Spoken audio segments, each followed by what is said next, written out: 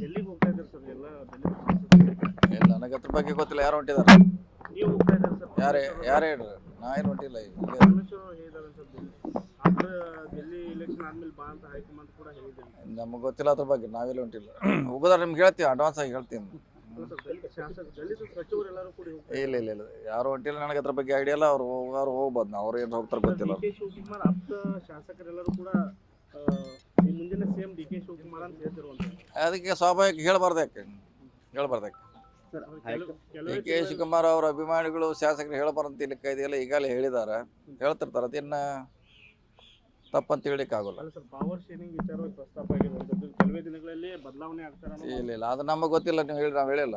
High command ಸೂಚನೆ ನೀಡಿದೆ, ಯಾರು ಮಾತಾಡಕ್ಕೆ ಹೋಗಬೇಡಿ ಕುರಿತು ಅಂತ ಹೇಳಿ. ಇಲ್ಲ ಹಂಗೇನಿಲ್ಲ. ಯಾರು ಹಂಗೇನ ಪಾರ್ಟಿಗೆ ಡ್ಯಾಮೇಜ್ ಆಗಬಾರ್ದಂಗೆ ಹೇಳ್ತಾರೆ ಅಷ್ಟೇ. ಪಾರ್ಟಿಗೆ ಡ್ಯಾಮೇಜ್ ಆದ್ರೂ ಸರ್ ಎಲ್ಲರೂ ಮಾತಾಡ್ತಾನೆ ಇದ್ದಾರೆ ಚರ್ಚೆ.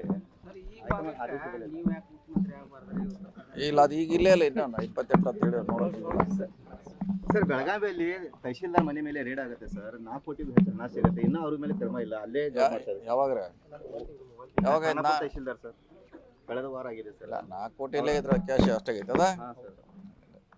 ನಾವು ದಾಖಲೆಗಳು ಏನಿರ್ಬೇಕು ಅದು ಕೃಷಿ ಇರ್ಬೇಕಾರೆ ಅದು ಅವ್ರ ಮ್ಯಾಗ ಕ್ರಮ ಕೈಗೊಳ್ಬೇಕಾರೆ ಲೋಕಾಯುಕ್ತದಿಂದ ಬರ್ಬೇಕದು. ನಮಗೆ ಶಿಫಾರಸ್ ಬಂದ್ಮ್ಯಾಗ ಆಕ್ಷನ್ ತೊಗೊತಾರೆ. ಡೈರೆಕ್ಟ್ ತೊಗೊಳಿಕ್ ಬರಂಗಿಲ್ಲ. ಸರ್ ಪ್ರಯಾಗ್ರಾಜ್ ಬೆಳಗ್ಗೆ ಡಿಸಿಎಂ ಡಿ ಕೆ ಶಿವಕುಮಾರ್ ಹೋಗಿರ್ಬೇಕು. ತಾವೇನಾದ್ರು ಇಲ್ಲೇ ಅದಲ್ಲ, ಇಲ್ಲೇ ಹೋಗ್ತಾನೆ ನಾವು.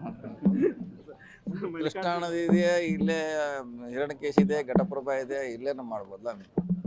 ಸರ್ ಈಗ ಮಲ್ಲಿಕಾರ್ಜುನ್ ಖರ್ಗೆ ಅವರು ಹೇಳಿರುವಂಥದ್ದು ಕುಂಭಮೇಳದಲ್ಲಿ ಸಾಕಷ್ಟು ಸಾವುಗಳಾಗಿದ್ದಾವೆ, 700ಕ್ಕೆ ಹೆಚ್ಚು ಸಾವುಗಳಾಗಿದ್ದಾವೆ. ಆದರೆ 30 ಮಂದಿ ಮಾತ್ರ ಉತ್ತರ ಪ್ರದೇಶ ಸರ್ಕಾರ ಗೊತ್ತಿಲ್ಲ. ತನಿಖೆ ಆಗ್ಬೇಕಲ್ಲ ಎಷ್ಟು ನಮ್ಗೆ ಗೊತ್ತಿಲ್ಲ. ಅದ ಹೆಚ್ಚಾಗಿರ್ಬೋದು ಅಂತ ಒಂದು ಅಂದಾಜು ಇದೆ. ಯಾಕಂದ್ರೆ ಅಷ್ಟು ದೊಡ್ಡ ಸಂಖ್ಯೆಯಲ್ಲಿ ಆಗಿರ್ಬೋದು. ತನಿಖೆ ಆದ್ಮೇಲೆ ಗೊತ್ತಾಗ್ತದೆ ಎಷ್ಟಾಗಿದೆ ಅಂತ ನಿಖರವಾಗಿ.